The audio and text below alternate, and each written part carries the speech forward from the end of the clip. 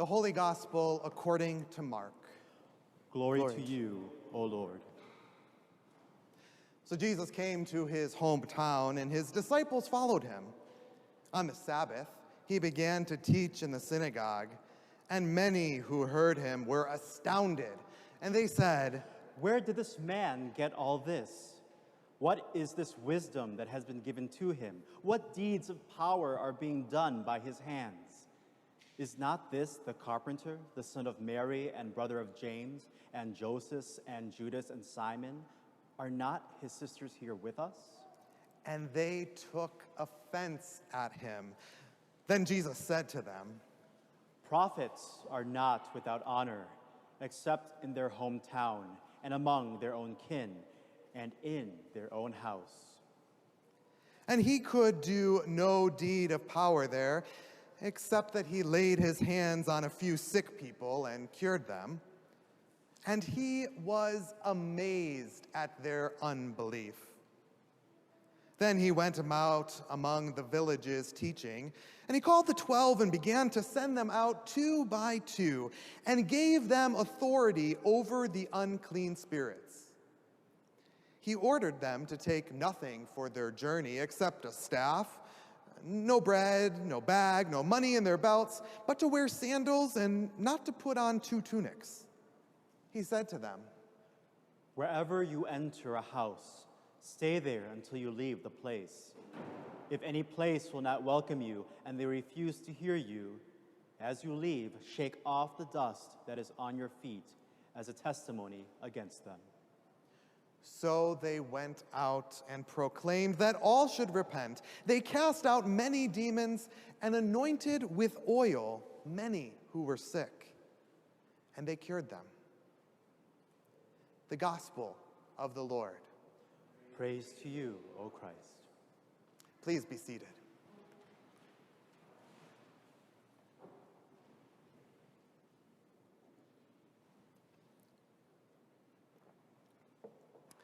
Well, today's portion of Mark's reading picks up right where we left off last week. Up to this point in Mark's gospel, Jesus was baptized and then he was tempted. He called the disciples, he preached and he healed, and sometimes this was on the Sabbath. He told a few parables and tried to illuminate God's truth through these parables.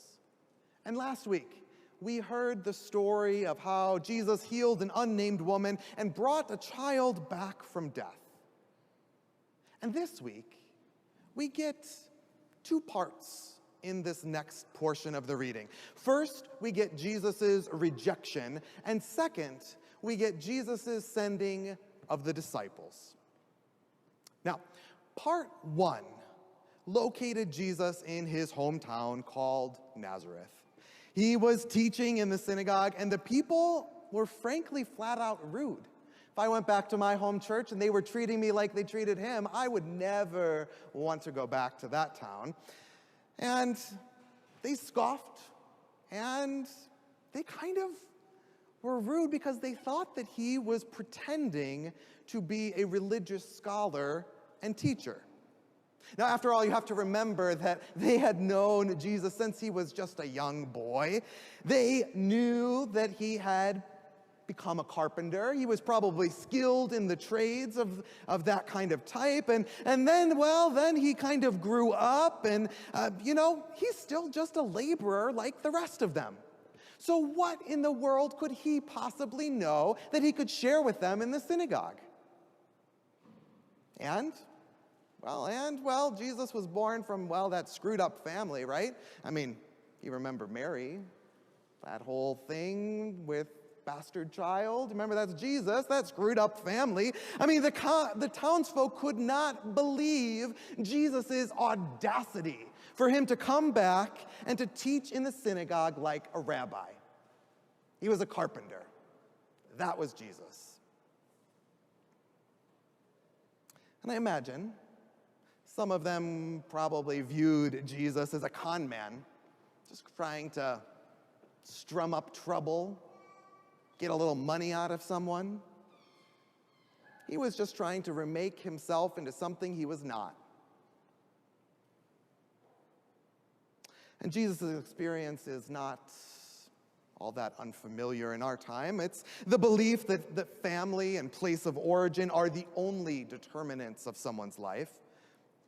We see it when people believe that immigrants can only offer simply day labor, nothing else. Could never be a doctor or lawyer, pastor. It's the rejection that is suffered over and over again by queer children who are told that their identity is actually just a phase that they'll get over as they grow up. It's the ideology that says black men are thugs and that all Asians are smart. It's an everyday story that is rooted in the rejection of others based on assumption and background. However, that assumption, that rejection did not stop Jesus. In fact, it propelled him to send out those whom he had taught, which we call disciples. He sent those disciples out without much support, though, which I found kind of odd. There were no provisions that he kind of encouraged them to take. He didn't say, pack up a whole big suitcase and take them with you. But instead, he sent them out and told them to bring healing. You see, the mission that Jesus commissioned was one that was of interdependence. Jesus aligned the mode and the message. He sent the disciples to practice what they preached. He told them to teach the message, be the message, live the message. You see, what Jesus declared to those who were sent, those disciples, was an understanding of deep interconnectivity. Jesus named that teacher and student are united, that the healer and the healed are actually one in the same, that humanity and creation are deeply connected. And so it's no wonder that Jesus sent the disciples with the instructions to anoint the sick with oil. And I mean, sure, it was olive oil. Something so simple, something we cook with, something we probably don't even give another thought about. But the thing is, it was olive oil, but it was also extraordinary oil. Oil that was a gift from God, birthed from the earth. And in Jesus' time, oil was a really important resource. Yeah, it was something that they lit their lamps with. It was used in soaps and lotions and hair products and provided nutrition, which is probably what we're most familiar with. But at the same time, olive oil also embodied a healing essence to it. They used to use it as a medical treatment to soothe and heal wounds, to even heal illness. And so as Jesus sent those disciples with a mission to heal and renew, he was drawing their attention to God's gift that comes from the natural world. That these things of nature could bring healing and wholeness, and to, at the exact same time, focus on the interconnectivity between us and all of creation. And I don't know about you, but over the past few weeks, I've been thinking more and more back to the beginning of the pandemic, as we have the opportunity to sit here today and take off our masks and go out to dinner, get to see family this 4th of July, which might be quite different than last year. I'm thinking back to the early pandemic, when things were a little bit different, but when interconnectivity was actually in the spotlight. I mean, think about it. First, we saw how globally interconnected we were with a virus that spread so quickly. So many of us thought, oh, that's going to be something just for China. That's going to be just something for the Asian countries. And then, all across the globe. We saw how interconnected we were through airlines and boats and cruise ships and trains. And then we also saw, as things began to shut down, how interconnected we all are with creation. We saw that when factories were closed down, that the air became markedly cleaner. We saw that with less cars on the road that, frankly, there was less roadkill, and we saw that wildlife's longevity shot up. So too, when we humans were hunkered down inside, we saw all sorts of different pictures of different animals taking over the streets, literally. We realized in that early pandemic how our actions impact wildlife and air quality, and how it impacts us. You see, we discovered that national borders and economics and income could not stop the virus. And we finally had an opportunity to see what was veiled. And that is that we are all connected. And that we could then begin to understand how we could bring true healing and wholeness, not only to ourselves, but that we were going to need to bring healing and wholeness to all of creation to begin to experience our own healing and wholeness. It was going to be healing and wholeness that needed to be for flora and fauna. It was going to need to be healing and wholeness for Finland and for the Philippines. It was going to need to be healing and wholeness for the young and for the old, for the natives and the foreign-born, for us and for them. There was going to be no way that healing and wholeness was not going to come unless it was all of us. And you see, that's the thing about today's readings. It seems like there are kind of two different parts, that there is one that's emphasizing Jesus' rejection and the other one that is talking about this interconnectivity. But the thing is both of them bring forth a truth that we see throughout all of Mark's gospel. That is that God is here. God is there.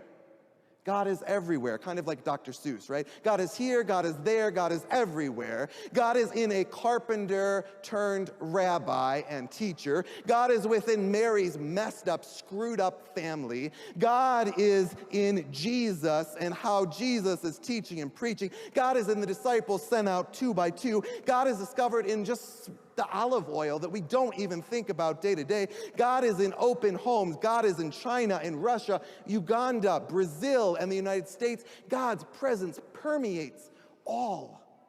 And that is because we are all interconnected. That's the connection in today's 2 parts.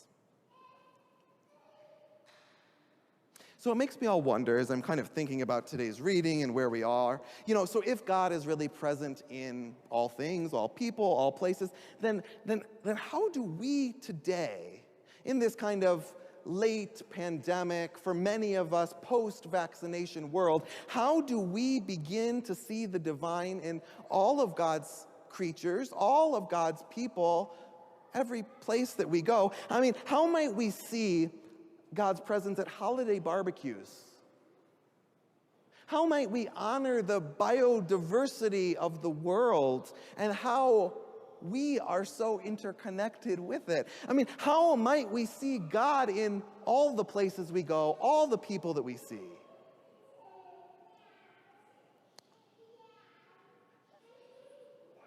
That is a great example, Frances. Did you hear what she was saying? She was saying a little bit about how she likes to have a little cup of juice. And she likes to have juice outside and look at the bees. Who's seen a bee before? Frances? Caleb? Have you guys seen bees before? Have you seen bees outside before? Yeah, you've seen bees before. Grant, have you seen bees before? Yeah? Well, so let's imagine that we're sitting outside and we're watching the bees with our little cup of juice. And as we see those little bees, they're buzzing around from flower to flower, right? Have we seen the little bees buzzing from flower to flower? And in that moment, we're actually watching the interconnections that they're making from plant to plant, right? They're not only helping to pollinate it, but they're also helping to provide food. And if we were to just keep sipping our juice, right, Grant? Maybe juice, maybe a little lemonade, and we watch them just a little bit longer, we'd begin to notice how actually the bees and the bears and the mushrooms are all interconnected as the bears scrape the trees, and then the mushrooms begin to grow on the trees, and then from the mushrooms, the bees come and they start digging around in the mushrooms, and then we would notice, if we just waited just a little longer, how much further that could grow, and we could see our mushrooms and our biodiversity and how all of that is interacting with one another. And the longer that we sit and we sip, the more that we would see the interactions between the species as it grows and balloons. And there, sipping our juice, maybe a little adult beverage, there we begin to see the interconnectivity that God brings to us through all of creation. All right, so I know Francis wants to go get a little juice, and I know the rest of you want to get out there and see these bees now that they've been talking about back there. So I'm going to leave us here for this holiday Sunday.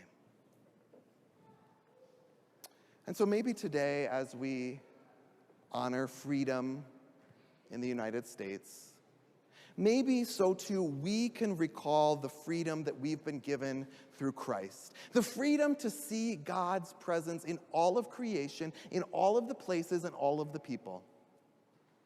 Perhaps then we could acknowledge that backgrounds and locations and species, well, none of that can actually limit God's presence.